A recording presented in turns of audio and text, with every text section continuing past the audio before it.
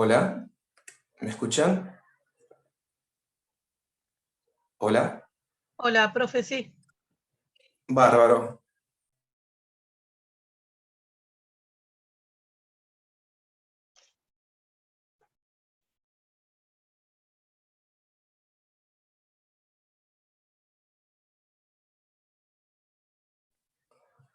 ¿Ahora me escuchan? Sí, sí. Bueno, bárbaro. Bueno, chicos, vamos a arrancar hoy con el tema del estatus jurídico de la cava. Vamos a ver cuál es el estatus jurídico actual de la ciudad de Buenos Aires y cómo era en comparación a antes de la reforma del 94.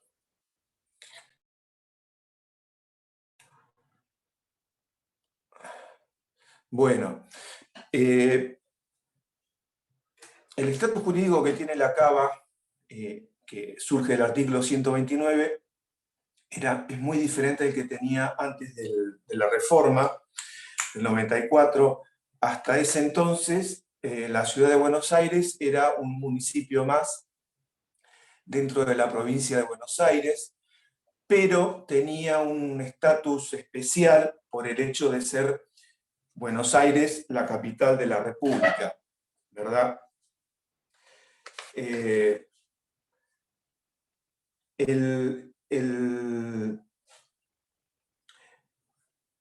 para empezar a explicar este tema, tenemos que, en primer lugar, para entenderlo bien, estudiar, ver el artículo 3 de la Constitución Nacional, qué es lo que establece, y vamos a comparar lo que decía el original artículo 3 de la Constitución de 1853, ¿verdad? Que no fue, cuyo texto no fue aceptado por la provincia de Buenos Aires y motivó que Buenos Aires se separara de la Confederación hasta que se reincorporó en 1860, ¿verdad? Eh, entonces, para analizar este artículo vamos a ver qué es lo que dice el actual artículo 3 de la Constitución. Dice el actual tercero: las autoridades que ejercen el gobierno federal residen en la ciudad que se declare capital de la República por una ley especial del Congreso, previa sesión hecha por una o más legislaturas provinciales del territorio que haya de federalizarse. Esto es lo que establece el artículo 3 en la actualidad, ¿verdad?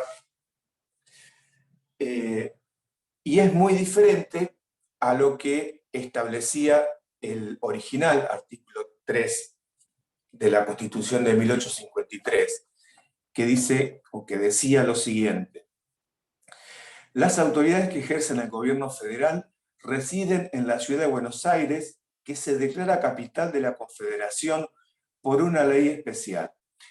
Ven que derechamente el artículo 3 de la Constitución de 1853 directamente señalaba que las autoridades, que Buenos Aires, que la ciudad de Buenos Aires iba a ser la capital del gobierno de la Confederación por una ley especial. Así fue que, en consonancia con el artículo 3 de la Constitución de 1853, el Congreso dictó esa ley especial y el artículo 4 de esa ley estableció lo siguiente: conforme al artículo 3 de la Constitución, la ciudad de Buenos Aires es capital de la Confederación,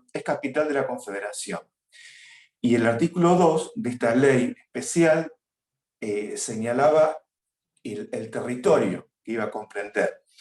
Decía el artículo 2 de esa ley de 1853.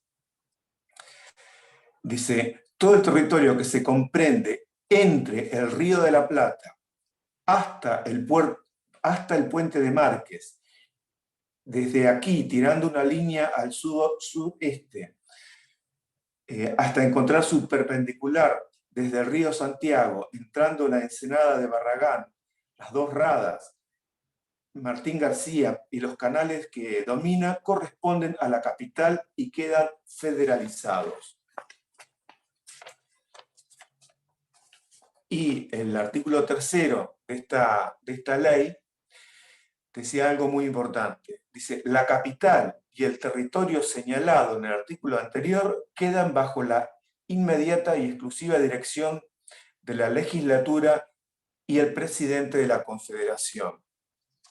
Imagínense que este texto, esta ley, y el artículo 3º de la Constitución de 1853, no fue aceptado ni por la provincia de Buenos Aires, ni por la propia ciudad de Buenos Aires, obviamente, porque la provincia le estaba cediendo el territorio que iba a federalizarse a la Confederación, y ese territorio iba a quedar bajo potestad del gobierno de la Confederación, ¿verdad?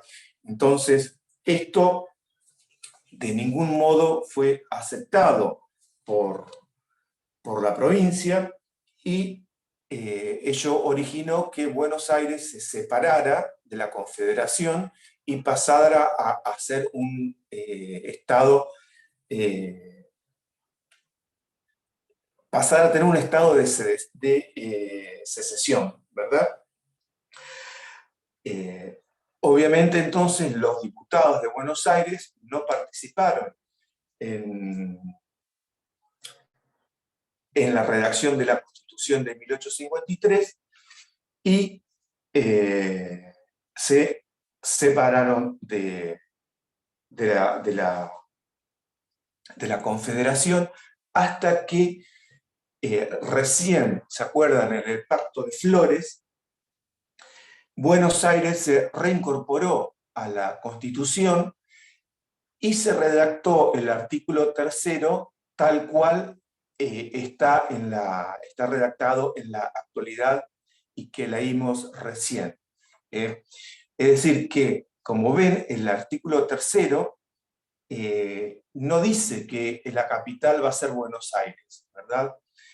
El artículo 3º dice, reitero, las autoridades que ejercen el gobierno federal residen en la ciudad que se declare capital de la República por una ley especial del Congreso, ¿verdad? Previa sesión hecha por una o más legislaturas provinciales del territorio que haya de federalizarse. Es decir, que esta fue la solución para que Buenos Aires se reincorporara y todos los habitantes de la República estuvieran regidos bajo la Constitución de 1853/60, con la reforma del 59, ¿verdad? ¿Qué es lo que hizo? ¿Qué fue? Fue patear para adelante la problemática esta de la capitalización de la ciudad de Buenos Aires como república, como ciudad capital de la República Argentina, ¿verdad? ¿Por qué? Porque el artículo 3º lo patea para adelante, dice, residen en la ciudad que se declare capital de la República por una ley del Congreso. Bueno, esta ley del Congreso recién se dictó en el año 1880, bajo la presidencia de Nicolás Avellaneda, y de ahí que se la conoce como Ley Avellaneda, ¿verdad?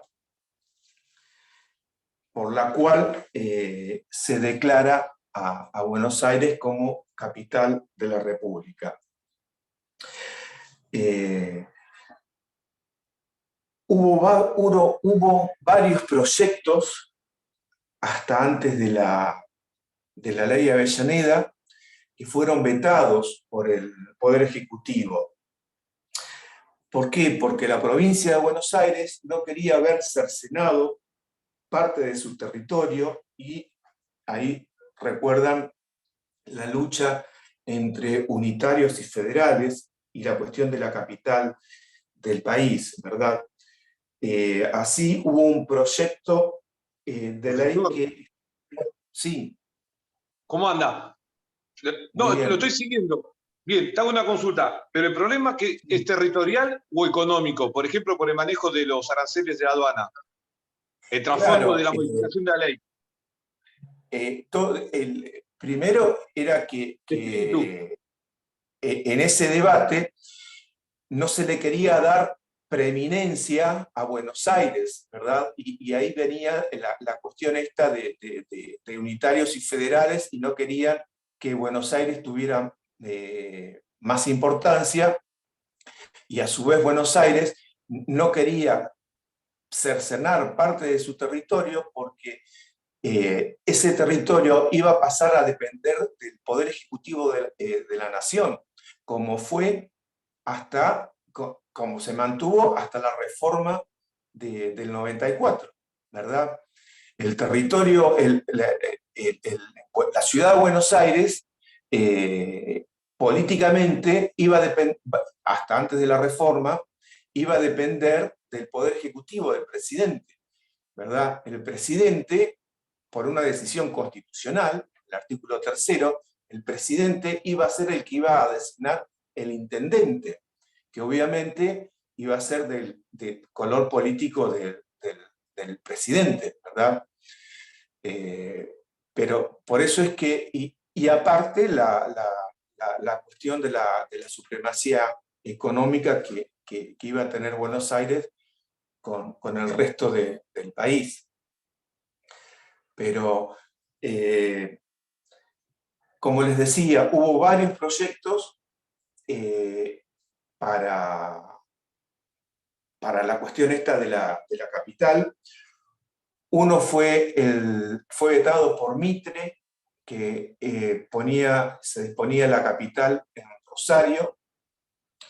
Después hubo otro proyecto que fue vetado por Sarmiento, que disponía la capital en Villa María, hasta entonces que en 1880, bajo el gobierno de Avellaneda, se dispuso y se pusieron de acuerdo para que sea Buenos Aires capital de la República, ¿verdad?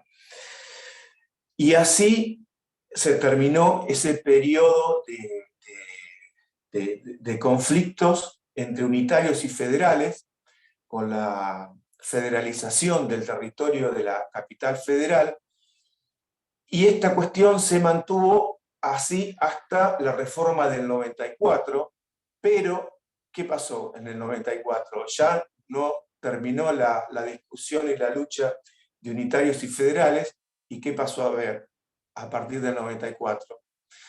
La lucha entre el Poder Ejecutivo y las autoridades, el Poder Ejecutivo Nacional y las autoridades de la Cava, ¿verdad? Cuando no condicen con el color político del Poder Ejecutivo, ¿verdad? Es decir, ya no es la lucha entre unitarios y federales por la cuestión de la capital, sino que la discusión pasa por otra cuestión, ¿verdad? La discusión no es más entre el interior y los porteños, sino que es por el color político de las autoridades de la Cava y el Poder Ejecutivo de la Nación, ¿verdad? Entonces, esta breve reseña es sobre todo para que tengan en cuenta cómo fue la situación, el estatus jurídico que tuvo la ciudad de Buenos Aires primero en 1853, luego con la reforma del 60, con la incorporación, ¿verdad?, de la provincia de Buenos Aires, que cedió parte de su territorio para que residan las autoridades de la República, y cómo va a ser el estatus jurídico luego de la reforma de la Constitución de 1994.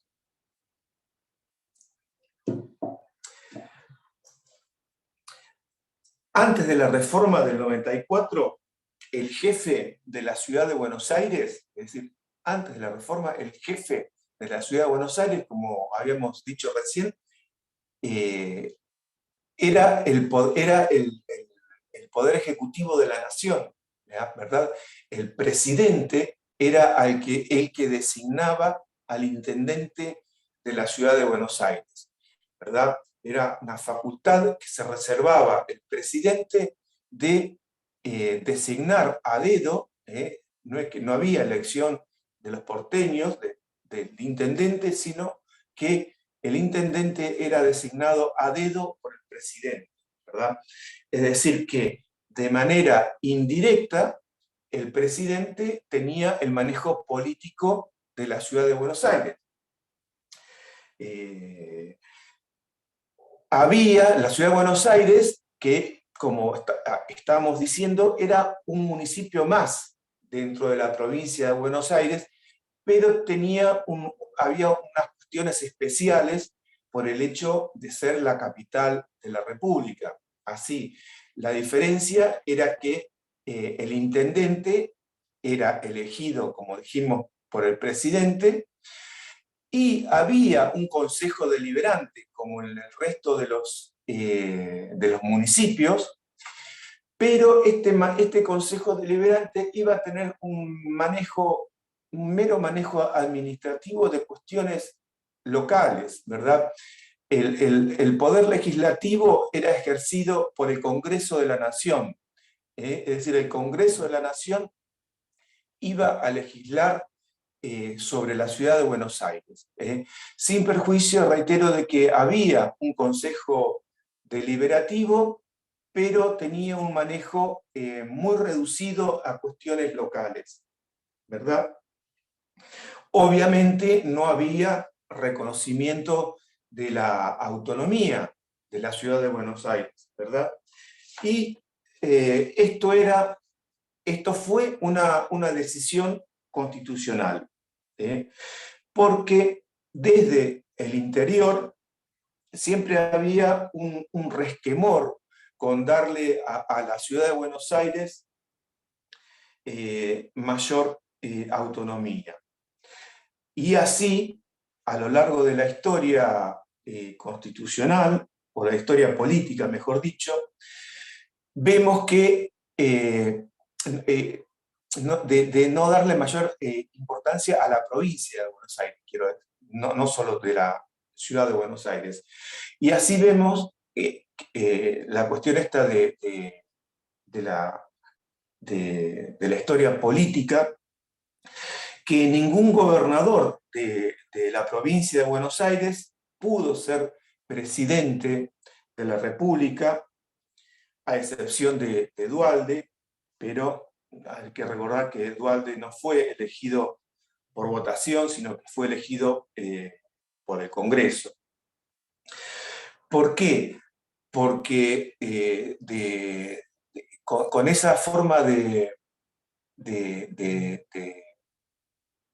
la forma en que estaba redactada el artículo 3º, repito, el presidente se aseguraba el control político de la capital de manera indirecta, ¿verdad? Esa fue entonces la forma, el estatus que tenía la ciudad de Buenos Aires hasta antes de la reforma.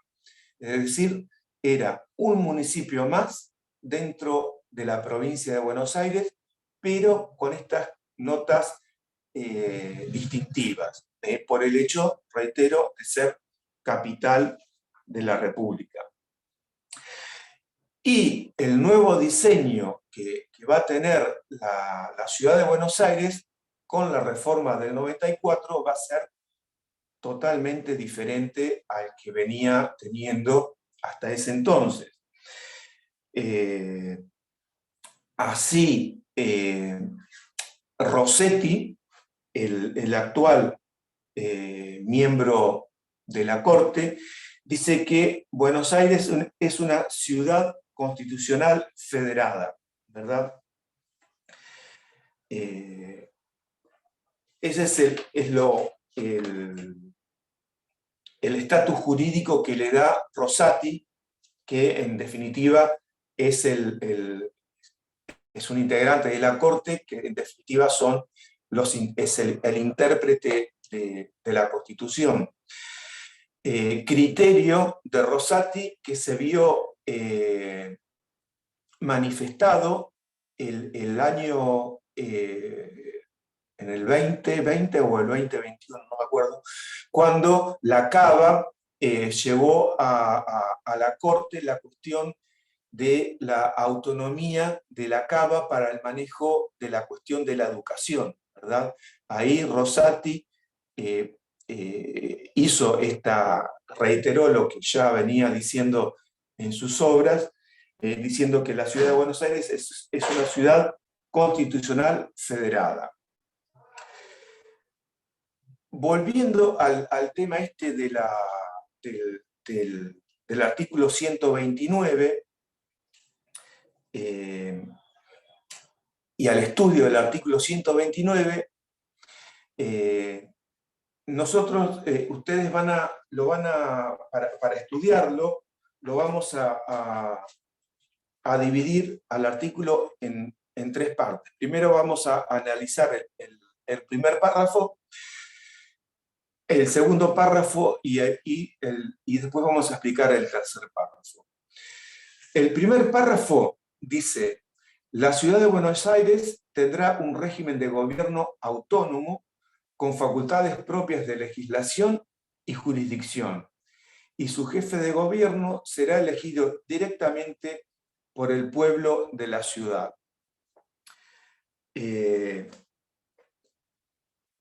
Este primer párrafo, entonces, ya claramente dice y consagra la autonomía plena de la ciudad de Buenos Aires, ¿verdad? Reitero, dice: la ciudad de Buenos Aires tendrá un régimen de gobierno autónomo. Y la discusión, entonces, con respecto al estatus jurídico, giraba en si el artículo 129 le daba a la Cava, a la Ciudad Autónoma de Buenos Aires, un estatus similar a la autonomía municipal, o le daba un estatus similar a la autonomía provincial. Es decir, si le daba un estatus similar a un municipio autónomo, o asimilaba el estatus a la autonomía que tienen los estados, los estados provinciales, ¿verdad? Así, por ejemplo, Alberto Natale le asimilaba al gobierno de la ciudad autónoma de Buenos Aires un alcance similar a la autonomía municipal. Y por otro lado, Gregorio Badeni le daba un estatus similar a la de las provincias, ¿verdad? Y hay, mejor dicho, una tercera posición que dice que la ciudad autónoma de Buenos Aires no es asimilable ni a un municipio autónomo, ni tampoco a un estado provincial, ¿verdad? Dice que el estatus jurídico es una situación intermedia. Eso es lo que sostiene la mayoría de la doctrina, ¿verdad? Con lo cual el estatus jurídico pasa a ser un estatus jurídico sui generis, ¿verdad? ¿Por qué sui generis? Porque Sucherino dice que el estatus jurídico de la Cava es más que un municipio autónomo, ¿verdad? Claramente, es más que un municipio autónomo, pero no alcanza a tener el estatus jurídico que tiene una provincia, ¿verdad? Que el resto de las provincias.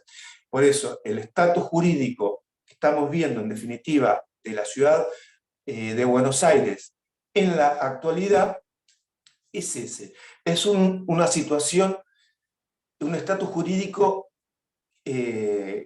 como lo define Rosati, ciudad constitucional federada, y en definitiva es una situación intermedia, que es más, reitero, que un municipio autónomo, pero no llega a tener el estatus jurídico de una provincia, que tiene el resto de las provincias de Buenos Aires. Y ello surge de analizar también el artículo, el tercer párrafo del artículo 129. ¿Por qué? Porque el tercer párrafo que ahora vamos a ver del artículo 129 se cuidó de no nombrar, de no nombrar claramente a una carta orgánica ni tampoco a una constitución, ¿verdad? Porque si decía carta orgánica estaba asimilando a un municipio, y si decía constitución estaba asimilando a la cava a una provincia, ¿verdad? Y por eso es que el artículo 100, el tercer párrafo, dice: en el marco de lo dispuesto en este artículo, el Congreso de la Nación convocará a los habitantes de la Ciudad de Buenos Aires para que, mediante los representantes que elijan a ese efecto, esto es lo importante, dicten el estatuto organizativo de sus instituciones. Adviertan entonces que el constituyente no quiso decir que dicten los habitantes de Buenos Aires, que dicten su carta orgánica, ni que dicten su constitución. Dice algo, una tercera opción, dice que dicten el estatuto organizativo de sus instituciones, ¿verdad? Para ello se pusieron de acuerdo los constituyentes, y hubo también en ese momento algunas críticas porque algunos constituyentes del 94 decían que decir estatuto organizativo hacía recordar la vigencia de gobiernos militares. Pero el término, reitero, estatuto organizativo es para eso, para decir que, para no asimilar a la Ciudad de Buenos Aires ni a un municipio autónomo, ni tampoco a un Estado miembro, a una provincia, ¿verdad? Por eso es que tiene un estatuto organizativo, por eso es que, aunque de hecho funciona como una petite constitución, el estatuto organizativo, ¿verdad? Pero para hablar técnicamente del estatus jurídico, no es asimilable ni a un municipio autónomo, que está consagrado en el 123, ni es asimilable a una provincia, ¿verdad? ¿Se entiende esta cuestión? ¿Se entiende esta cuestión, chicos? Sí, profesor. Sí, profesor. Vale. Sería un ordenamiento jurídico neutro, porque de alguna forma tenían que ordenar. Claro, el tema es que como una ciudad autónoma no estaba prevista, y había que darle una categoría diferente a la que venía teniendo la Ciudad de Buenos Aires, se redactó el artículo 129, que ustedes cuando estudien van a ver que es criticado porque no tiene una buena técnica legislativa, ¿verdad? Y el debate sobre el estatus jurídico gira en esto que estamos viendo, ¿verdad? Si era igual a un municipio autónomo, que no lo es, o era igual a una provincia, que tampoco lo es. Es una situación sui generis, una situación intermedia, que es más que un municipio, pero no llega a ser, no llega a la categoría de una provincia, aunque de hecho tiene importancia terrible, ¿no? La Cava. Está bien, pero sigue quedando a nivel federal como algo único, porque no tiene otro caso ni comparación, como dice, de que Claro. no va ni de municipio. Es lo único. Claro, no. No lo vemos reflejado en ninguna otra parte. No, más vale, no. Pero de hecho, a mi criterio es asimilable en los hechos a cualquier provincia, desde el punto de vista que elige diputados, senadores, participa del presupuesto, ¿verdad? Está en pie de... Y así lo dijo Rosati en el fallo, que le dio lo equiparó a las provincias. Sí, algo más sencillo, tiene el manejo de su propia fuerza de policía, de su propio poder de policía.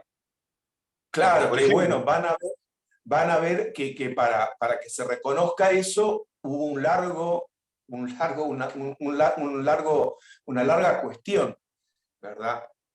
Justamente esa cuestión del manejo de la policía y de la justicia son las cosas que trajo como conflicto el tema de que el tema del artículo 129.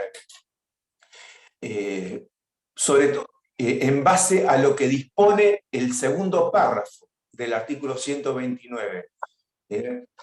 Nosotros dijimos, el primer párrafo es sencillo de entender, lo que dice el artículo 129, ¿verdad? Y el segundo párrafo es cuando aparece la ley Cafiero, que es lo que dio origen a una serie de controversias hasta la actualidad. Entonces, para terminar de ver el artículo, el primer párrafo. En el primer párrafo tenemos entonces que la Ciudad de Buenos Aires tendrá un régimen de gobierno autónomo con facultades propias de legislación, es decir, que tiene facultades para dictar su propia legislación, y jurisdicción, es decir, su propia justicia. Y su jefe de gobierno será elegido directamente por el pueblo de la ciudad, es decir, que se cambia radicalmente a lo que era hasta ese entonces, donde Buenos Aires no tenía un consejo deliberante con facultades meramente locales, las facultades de legislación no las tenía porque el Congreso de la Nación era el que legislaba para la ciudad de Buenos Aires, y lo otro fundamental era que el jefe de gobierno, que pasó a ser el jefe de gobierno, anteriormente era el intendente, no era elegido por el pueblo de la ciudad de Buenos Aires, sino que, como vimos, era elegido en forma a dedo directa por el presidente.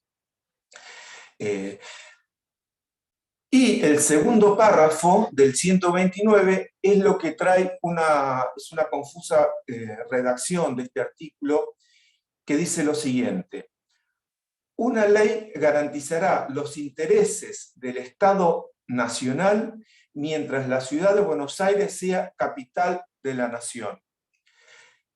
Repito, una ley garantizará los intereses del Estado nacional, que es lo mismo que decir una ley garantizará los intereses federales, mientras la ciudad de Buenos Aires sea capital de la nación. En base a ello, dice entonces, una ley garantizará los intereses del Estado Nacional. En base a este segundo párrafo, en el año 96 se sancionó la ley Cafiero, ¿verdad? Esta ley Cafiero, el objetivo de esta ley Cafiero fue claramente limitar la autonomía de la ciudad de Buenos Aires que le confiere el artículo 129, ¿verdad? Pasa esta ley Cafiero, ¿por qué? porque dice que el Congreso va a conservar facultades legislativas sobre la Ciudad Autónoma de Buenos Aires para garantizar los intereses federales. Y así, esta ley Cafiero pasa a limitar la autonomía, limitación de la autonomía que al día de la fecha se mantiene en materias muy importantes como se mantuvo hasta el 2008 en materia de seguridad, en la policía, y se sigue manteniendo en parte en materia de la justicia, ¿verdad? Sin perjuicio de que en el primer párrafo se establece que tiene facultades de jurisdicción, la autonomía, el primer párrafo, facultades propias de legislación y jurisdicción, o lo que es lo mismo, justicia.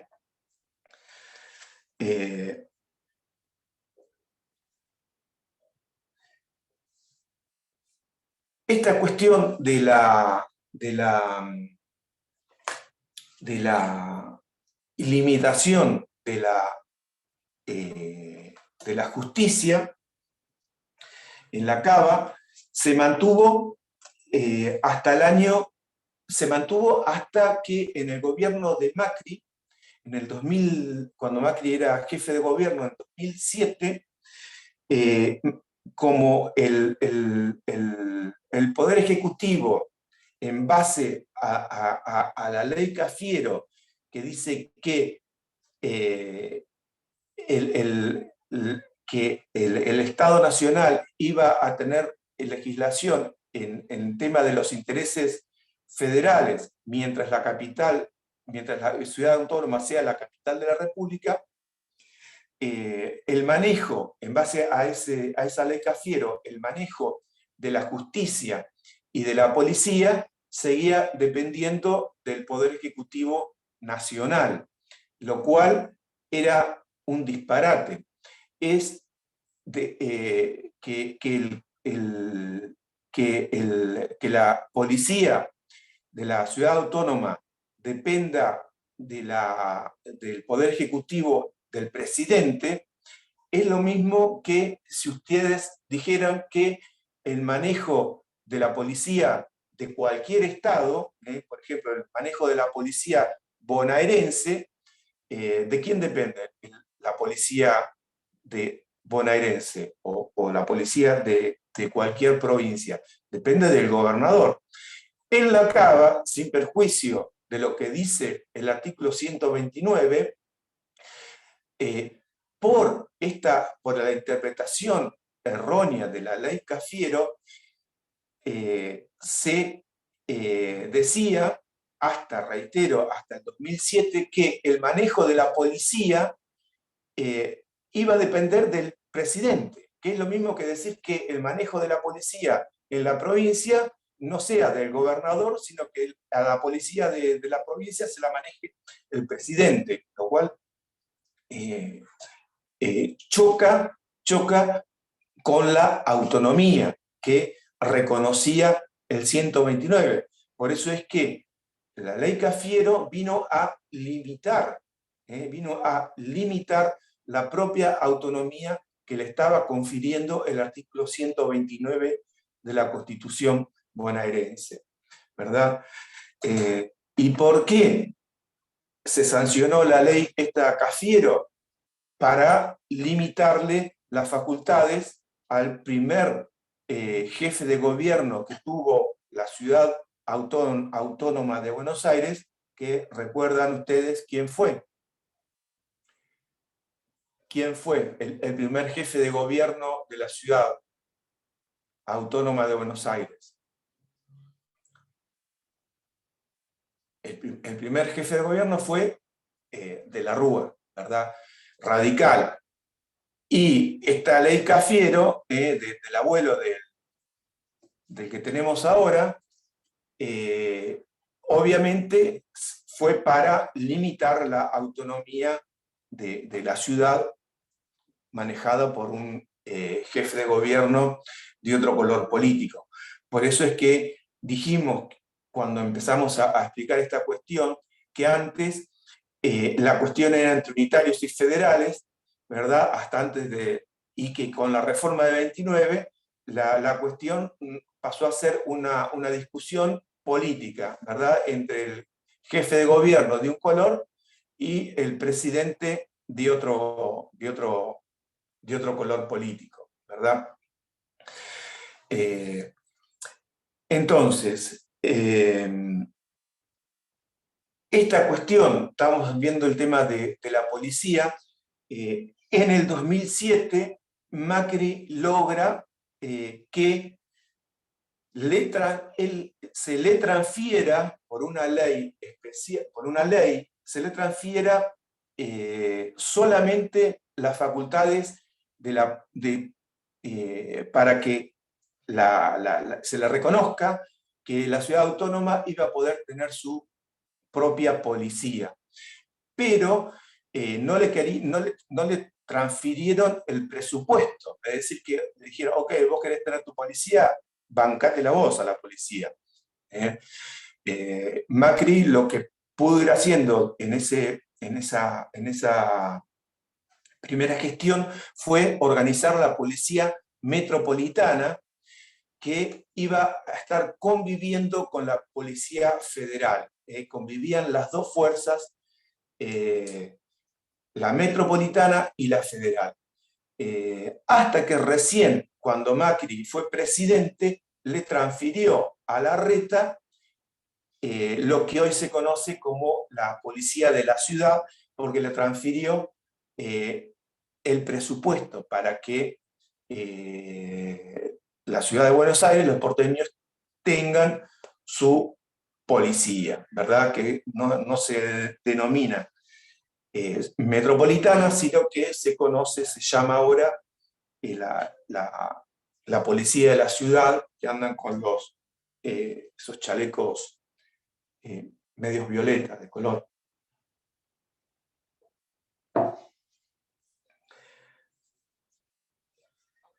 Y otra de las cuestiones de las problemáticas que originó esta ley Cafiero, que surge, reitero, en base al segundo párrafo del artículo 129, ha sido la cuestión de la justicia, ¿verdad?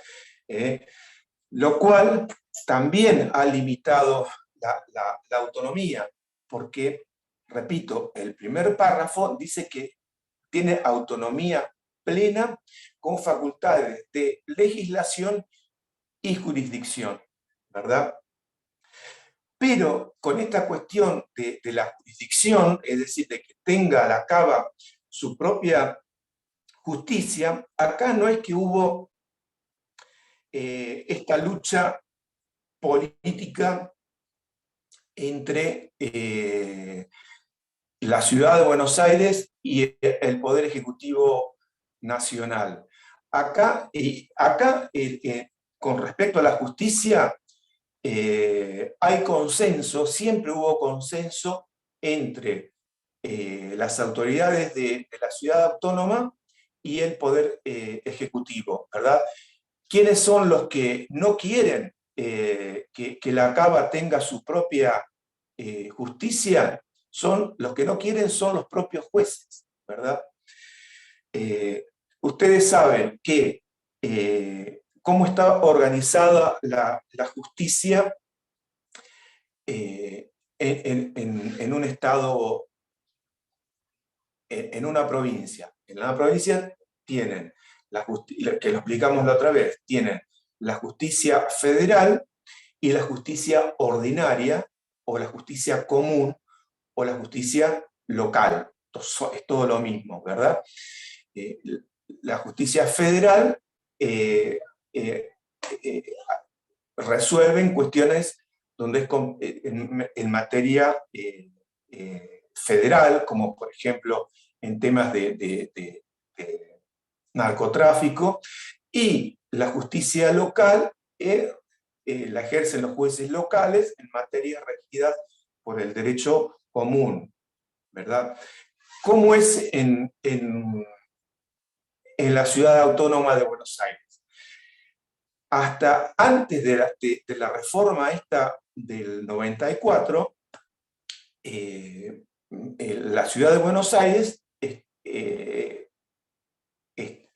la Ciudad de Buenos Aires existían los juzgados federales, que son los que más importancia tienen para la vida republicana, que son los de Comodoro Pi, la justicia federal, donde pasan las cosas que tienen competencia en la Ciudad de Buenos Aires, y los jueces, el resto, que eran los que se denominaban juzgados nacionales, que aplicaban el derecho común, ¿verdad? ¿Qué pasa? Ahora, cuando se sanciona el artículo 129, por la Constitución de Buenos Aires, organiza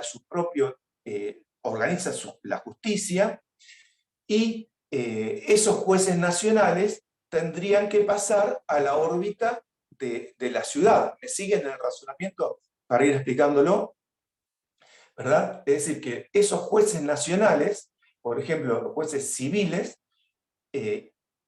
tendrían que pasar a la órbita de la cava, ¿verdad?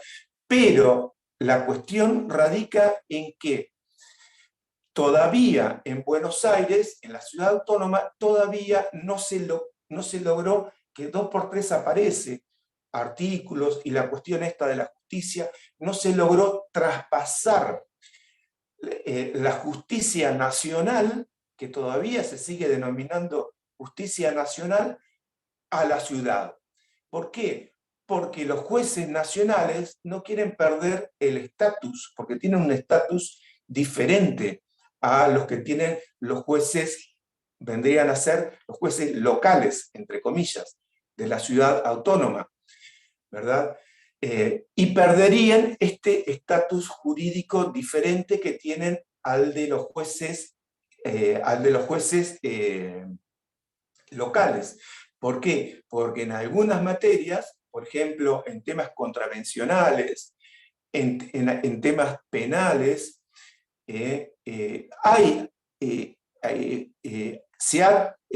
tienen su propia justicia, la cava, ¿verdad?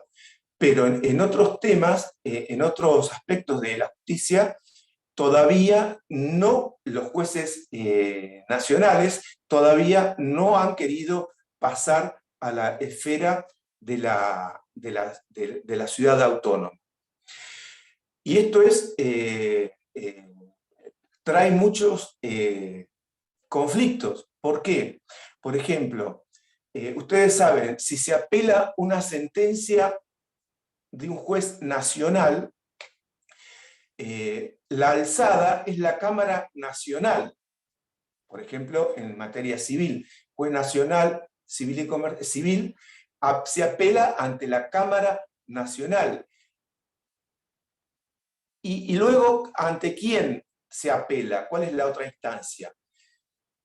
Directamente es el recurso extraordinario ante la Corte, con lo cual la Corte se llena de expedientes, ¿verdad? En cambio, una sentencia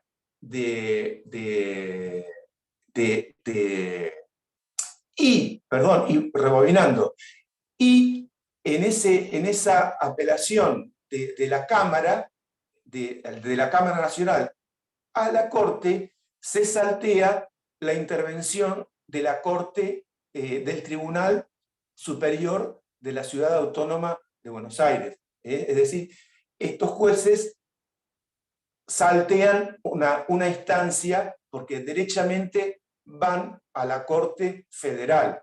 ¿Se entiende? ¿Me siguen la explicación? Sería, doctor, el presalto, ¿no? No.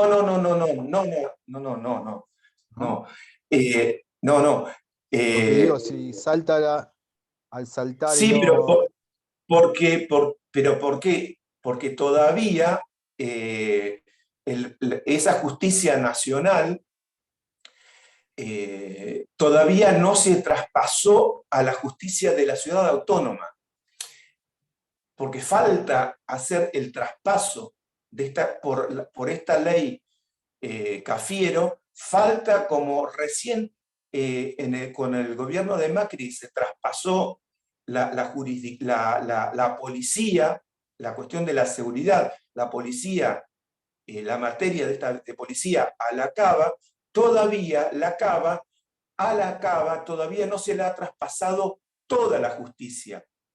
Se le ha traspasado a una parte de la justicia y los jueces que se fueron nombrando a partir del 97, del 96, ¿verdad? Los nuevos jueces, cuando se fueron organizando la justicia civil, ¿verdad? Comercial. Pero, ¿qué hacemos con los jueces que estaban anteriormente? Que laburaban anteriormente, cuando todavía no estaba, anteriormente a la reforma del 94, me quiero hacer referencia. Esos jueces que se conocían como jueces nacionales, en verdad pasan a ser jueces locales, ¿verdad? Pero estos jueces nacionales no quieren pasar a ser jueces locales y quieren seguir siendo jueces nacionales, lo cual significa que esa justicia, es más, la remoción de esos jueces nacionales, que son los que estaban desde antes, reitero, desde antes de la reforma del 94, ¿quién los va a remover a esos jueces? Los va a remover la Corte de la Nación, la Corte Federal, ¿verdad? Lo cual es un disparate porque el Consejo de la Magistratura que va a intervenir va a ser el Consejo de la Magistratura de la Nación, no el Consejo de la Magistratura que va a estar representado por los abogados y gente representante de la ciudad autónoma. ¿Me explico? Es medio confuso el tema, pero es cómo funciona la justicia en la capital, en la ciudad autónoma de Buenos Aires. Que todavía, por más que el artículo 129 dice que va a tener su propia jurisdicción, por la ley Cafiero todavía no tiene la plena autonomía, esto es lo que quiero que quede claro, todavía no tiene la plena autonomía en materia de jurisdicción, porque todavía siguen coexistiendo jueces nacionales que eran los que estaban ejerciendo hasta antes de la reforma del 94, hasta antes de la sanción del 129. ¿Se entiende? Si no, lo volvemos a analizar, esta cuestión.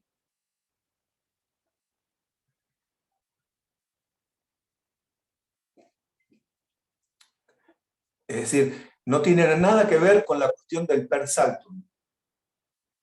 ¿Está? Entendido, doctor. De mi parte, sí. Bárbaro. Bueno, es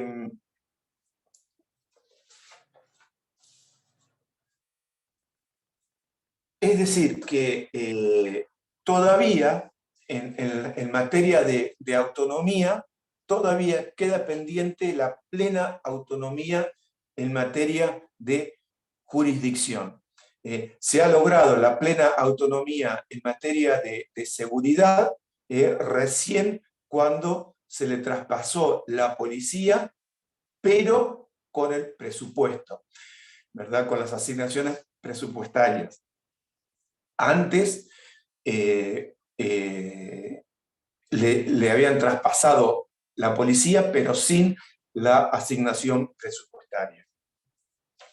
Así es, en definitiva, es como funciona la justicia en la Cava. ¿Alguna duda de este tema, chicos?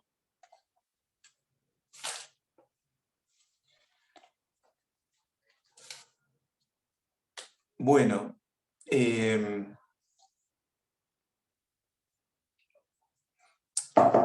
Ya vamos a tener entonces ahora el 24, el parcial, por el feriado del 17, vamos a tener el parcial el 24, donde van a entrar todos los temas que estuvimos viendo, y aunque no lo vamos a poder desarrollar todo, vamos a tratar de dar un pantallazo. Está subido en el campus material para estudiar. No va a entrar el tema de los servicios públicos municipales, eso no entra, pero sí va a entrar el poder de policía municipal.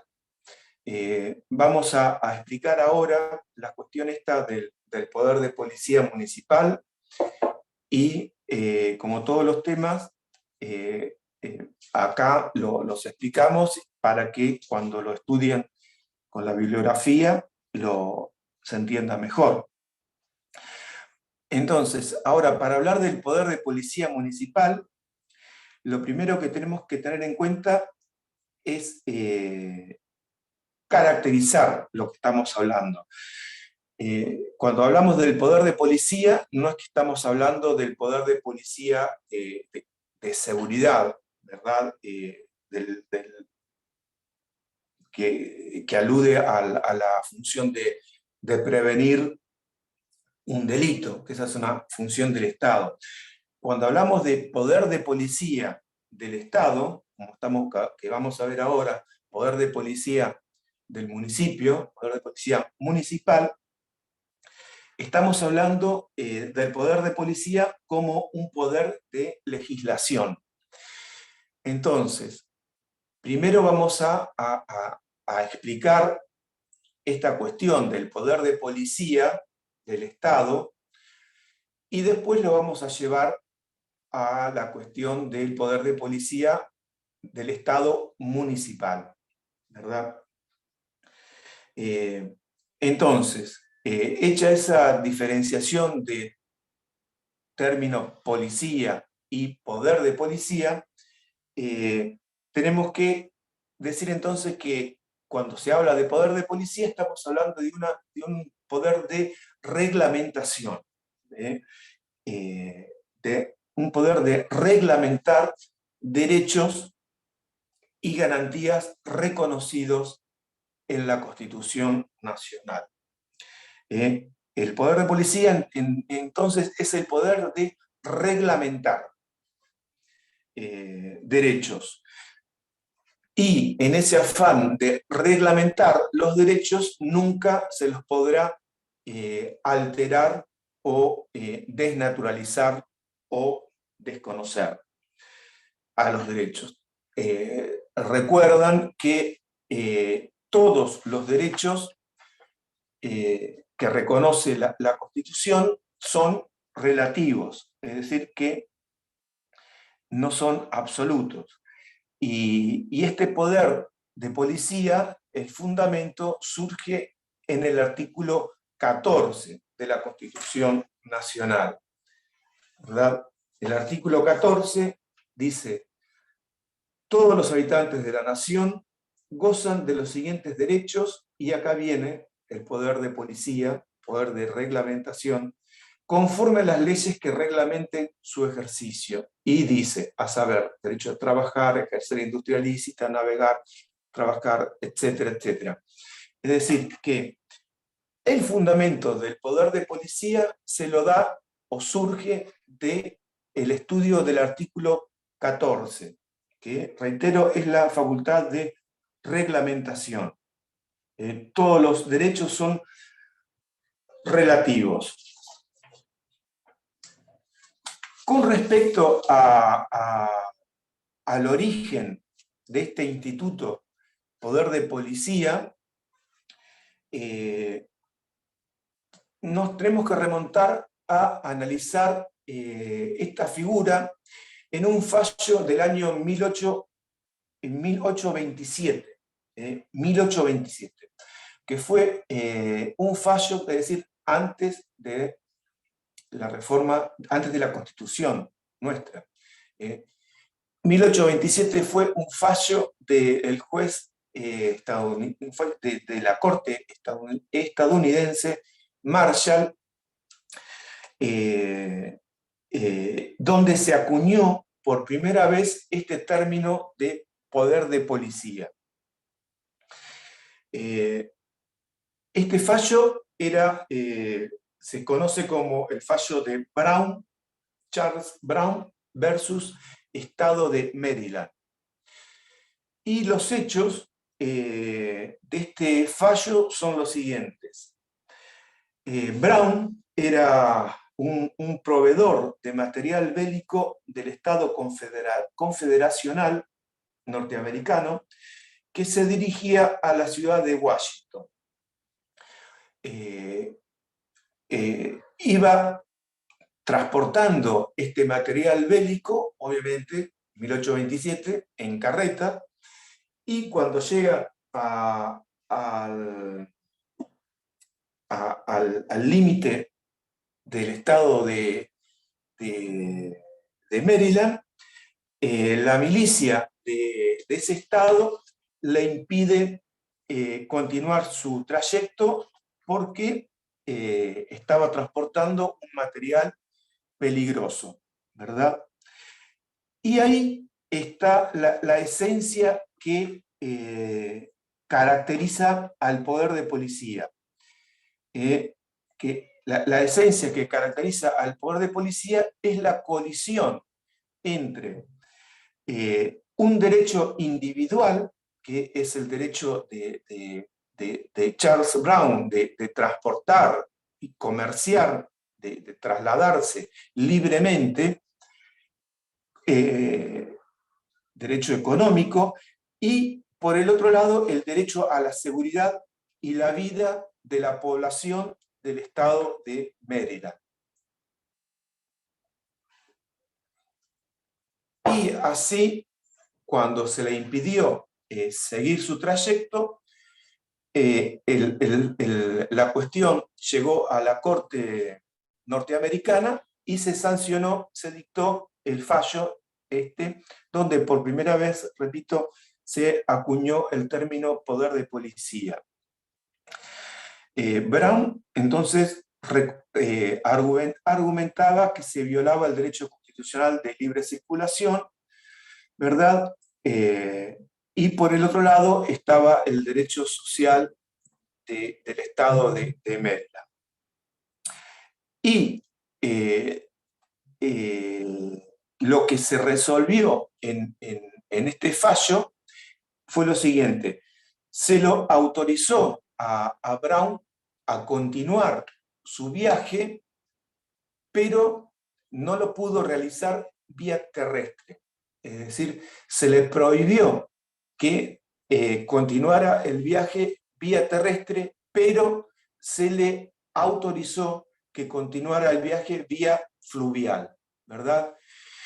Y para que continuara el viaje vía marítima, tuvo que cumplir unos requisitos que le puso la Corte, que era la de contratar seguros, ya sea para los propios integrantes de la navegación, como para los ribereños, ¿verdad? Es decir, que este derecho se analiza la colisión entre el interés social superior frente al derecho individual, y la Corte vino a reglamentar el derecho individual, no cercenándolo de manera absoluta. Si bien le prohibió continuar vía terrestre, sí le autorizó a que continuara el viaje vía fluvial y le impuso esos requisitos de que contratara seguros para, en caso de prevenir daños y en el caso que ocurrieran daños. Y Alberdi, que era un estudioso del derecho constitucional,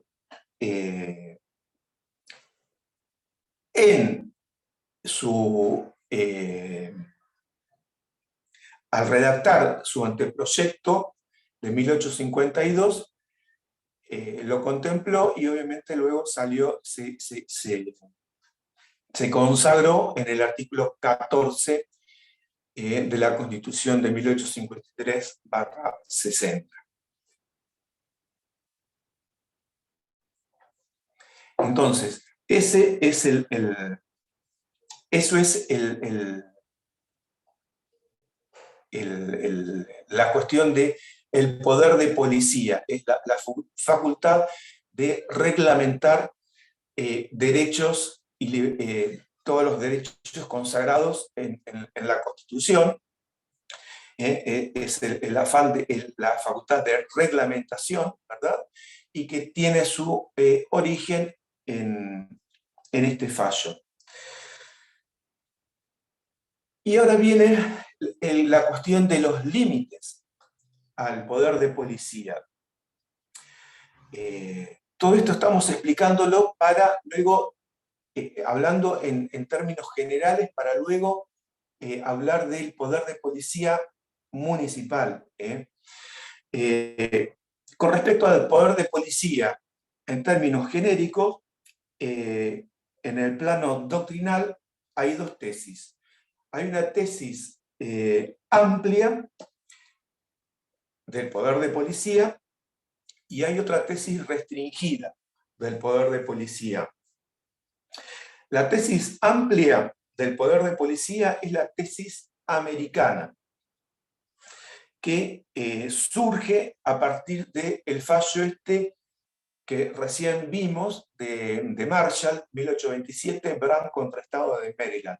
A partir de ahí aparece la teoría amplia del poder de policía. ¿Qué quiere decir? Que que el Estado tiene un poder de policía amplio sobre una amplitud de derechos. En cambio, hasta antes del fallo de la doctrina americana, existía la teoría europea, que tenía un criterio restringido del poder de policía. La doctrina europea decía que solamente se podían limitar derechos solamente en tres materias. Se podían limitar derechos en temas de seguridad, en temas de salubridad y en temas de moralidad o conservación del orden, ¿verdad?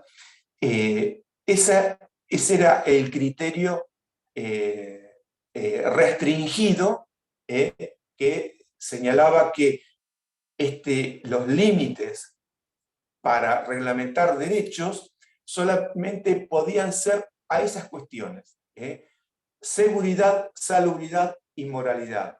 Si no eran esas cuestiones, no se podían reglamentar o limitar ningún otro derecho. ¿Se entiende? Es decir, que el Estado solamente podía reglamentar en temas de seguridad, salubridad y moralidad.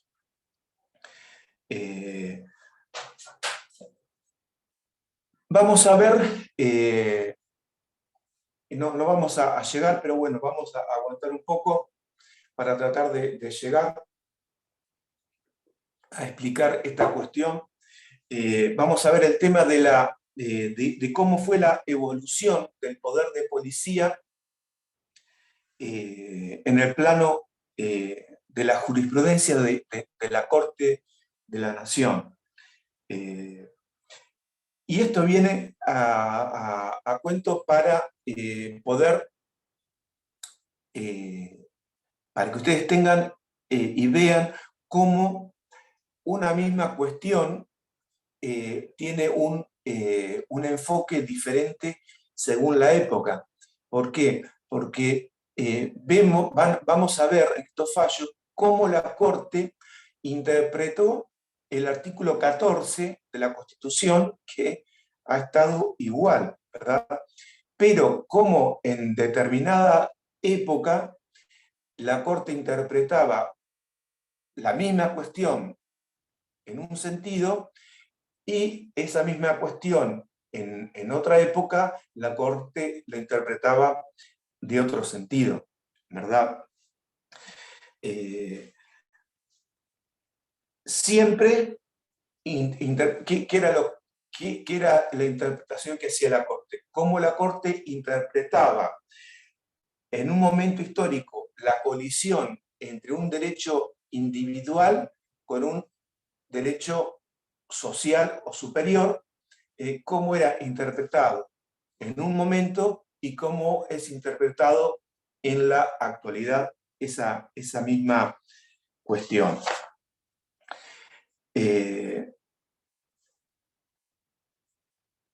Entonces, dicho eso del criterio, de los dos criterios que existen para poner límites a la Corte obviamente en un primer momento aplicaba el criterio restringido, ¿verdad? Es decir, que solamente iba a poder limitarse los derechos en materias de seguridad, salubridad y moralidad. Así, siguiendo este criterio europeo, aparecen los fallos de 1870, el primer fallo de 1870, que es el fallo Plaza de Toros. Acá una ley prohíbe las corridas de toros, las corridas de toros, y el propietario de una ley, el propietario de un lugar donde se realizaban de estas actividades, planteó la inconstitucionalidad de esa ley, y la Corte hizo lugar rechazó, mejor dicho, el planteo, diciendo que aplicando el criterio restringido del poder de policía en materias de salud, de seguridad sería en este caso, ¿verdad? Luego está el fallo de Saladeristas de Barracas de 1887, donde acá también dice que los saladeristas tiraban los desechos al riachuelo. Y acá plantearon la inconstitucionalidad de esa ley que prohibía arrojar los desechos al riachuelo, y la Corte dijo que correspondía hacer eso porque estaba en juego la salubridad de la población, ¿verdad? Es decir, que ven cómo la Corte tenía ese criterio restringido, solamente en materias de salubridad y seguridad. Y recién la Corte cambia el criterio en 1922. Acá dice que no solo se va a ocupar de seguridad, salubridad y moralidad, sino también que va a ocuparse de cuestiones cuando estén en juego intereses económicos de la sociedad. Y este es el fallo Ercolano de 1922. Una ley en 1922 congeló los precios de los alquileres, y acá la Corte, haciendo una interpretación amplia, dijo que correspondía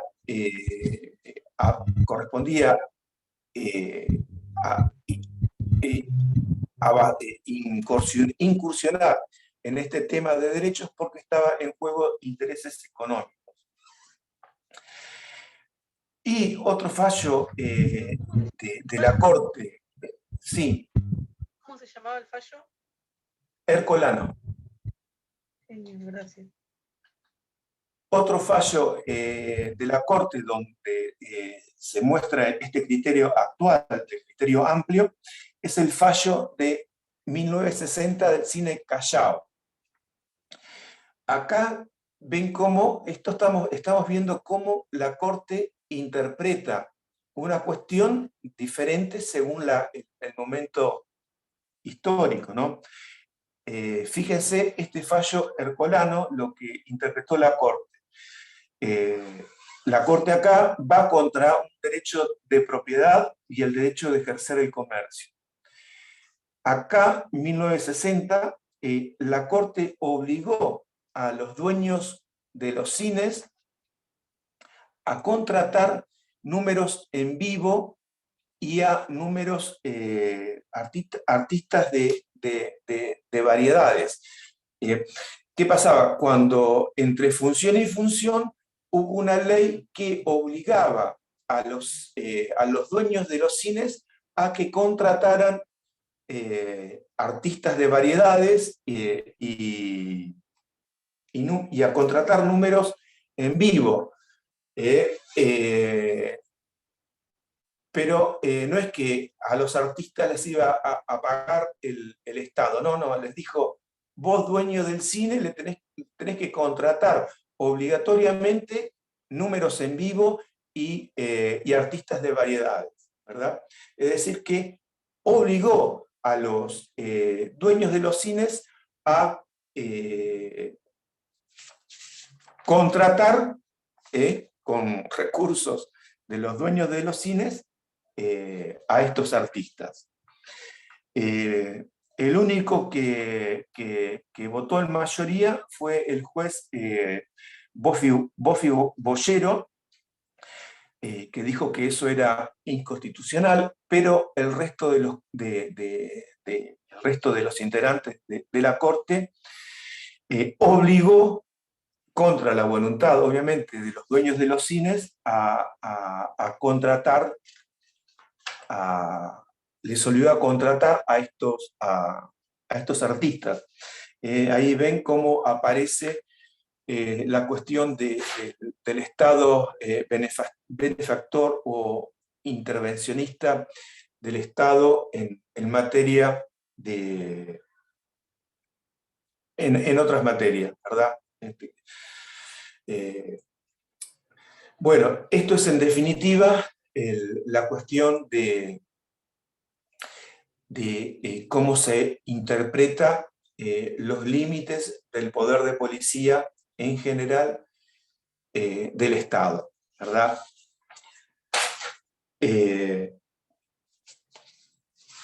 Y para terminar brevemente, así no los canso y tienen una noción del poder de policía a nivel municipal, se acuerdan cuando, hecho ya aclarado de lo que estamos hablando, ¿verdad? Ustedes van a recordar que uno de los postulados del poder del municipio del futuro que señala el doctor Sucherino es que el doctor Sucherino propone que el municipio tenga un poder de policía amplio. Es decir, que se sigue el criterio amplio que estamos viendo, que es la tendencia, ha sido la tendencia de la Corte desde 1922, ha sido la tendencia de reconocer el poder de policía amplio. En este caso, lo que se está diciendo es que el municipio tenga un poder de policía amplio. ¿Para qué? Para no para poder intrometerse en la vida, en todos nuestros derechos, ¿verdad? Porque va a poder opinar y reglamentar cualquier derecho.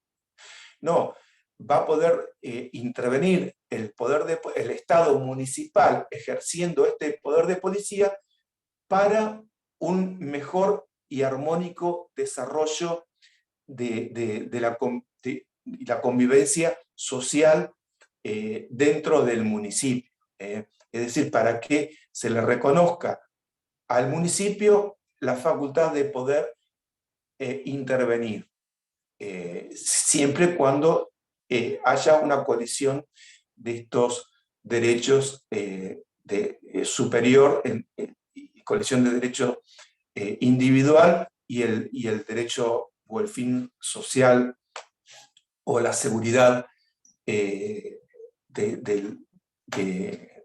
Estado municipal. Pero Sucherino señala que el municipio va a poder ejercer el poder de policía amplio, pero nunca podrá ser discrecional el ejercicio del poder de policía. El municipio va a poder ejercer ese poder de policía, pero siempre va a tener que ser fundado en una ley o en una ordenanza, ¿verdad? Con lo cual, claramente, dice Sucherino, que no podrá ser ejercido en materia, en forma discrecional el poder de policía, ¿verdad?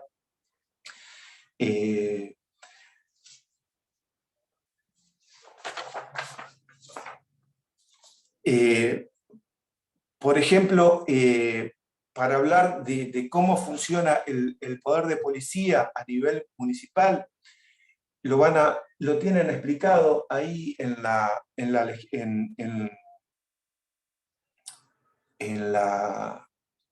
el material que subí durante la época de la pandemia. Lo van a poder estudiar, pero a grandes rasgos podemos señalar que el poder de policía municipal, que, repito, el Sucherino sostiene que tiene que ser un poder de policía amplio, lo podemos ver manifestado en el poder de policía de seguridad municipal, el poder de policía municipal en materia de seguridad e higiene, el poder de policía en materia de moralidad, el poder de policía en materia de industria y comercio. En materia de seguridad aparece representado en el poder de policía de tránsito, con el código de tránsito y los inspectores. En materia de seguridad, en materia de seguridad edilicia, cuando, por ejemplo, en respecto a las obras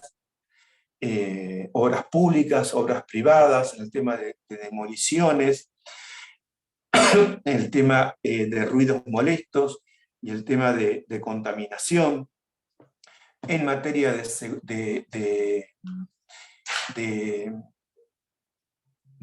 seguridad a higiene, aparece la higiene pública, aparece también la policía cromatológica, ¿verdad? Y toda la cuestión está referida a la recolección de residuos. También se manifiesta el poder de policía en materia de espectáculos públicos o espectáculos privados, ¿verdad? Y así ven, por ejemplo, el poder de policía, por ejemplo, sobre todo en espectáculos públicos, se hizo más evidente y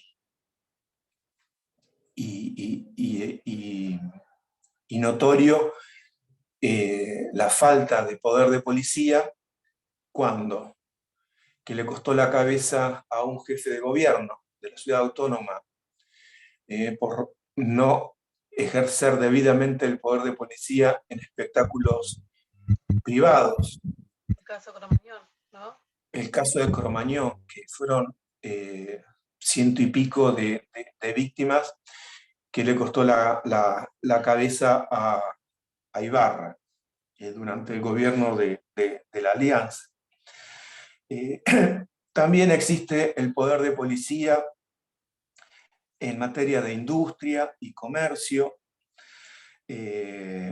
Lo primero que aparece, que se manifiesta, es cuando el municipio le exige, no se exige una habilitación municipal para ejercer el comercio. Caso contrario, procede a la clausura. Bueno, básicamente con eso tienen una, reitero, lo amplían de la bibliografía que está subida para el estudio de este tema del poder de policía municipal. Repito, uno de los postulados es que el municipio ejerza un poder de policía, ahora ya sabemos de lo que estamos hablando, un poder de policía amplio, ¿verdad? Pero recuerden que el ejercicio siempre tiene que estar fundamentado, jamás puede haber un poder de policía ejercido en forma discrecional. ¿Por qué? Porque si un poder de policía se ejerce en forma discrecional, ¿qué es lo que va a ocurrir? El ciudadano va a poder interponer una acción de amparo o un juicio de daños y perjuicios, y el municipio va a tener que, en caso de que lo pierda, va a tener que responder por daños y perjuicios que haya ocasionado el ejercicio de un poder de policía ejercido en forma discrecional. Y ahí, en el material para estudio, está el fallo Cotton, que es un fallo que es Cotton contra Municipalidad de General Alvarado, un fallo que dictó Sucherino cuando fue juez de primera instancia, el cual fue confirmado por la Cámara y la Corte de la provincia, donde Coto accionó contra el municipio y lo hizo responsable por los daños y perjuicios que le ocasionó el ejercicio de un poder de policía discrecional que ejerció el municipio de General Alvarado y que fue de $1 millón, y que obviamente terminamos pagando todos los bonaerenses. Por eso es que el ejercicio del poder de policía tiene que ser ejercido en forma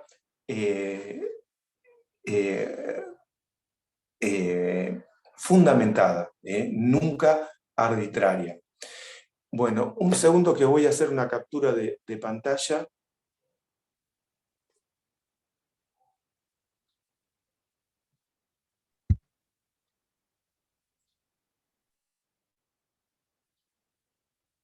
Un segundo.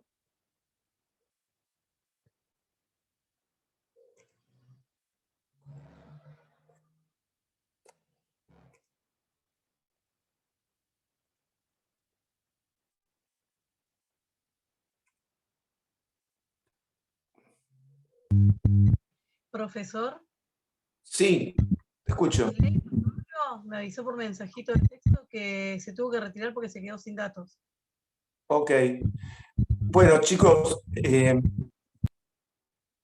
espere que esta cosa, ¿cómo lo saco de acá? Ahí está.